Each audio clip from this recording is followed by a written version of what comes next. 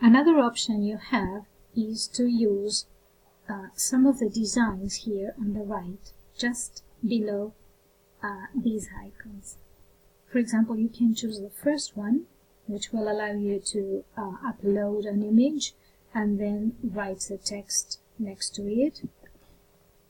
If you don't like this design, you just delete it by clicking on this icon. You can use the other options, uploading 2 pictures and writing some text below them.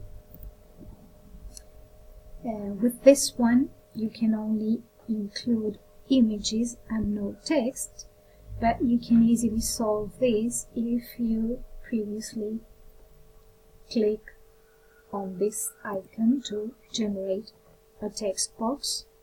Then you write your text and you have the images to illustrate it here. So you can try any of these. If you're willing to include several pictures with some captions for them, well, this might be a useful design. So, well, I hope you enjoy doing this project, and well, I can't wait to see your productions. Bye bye.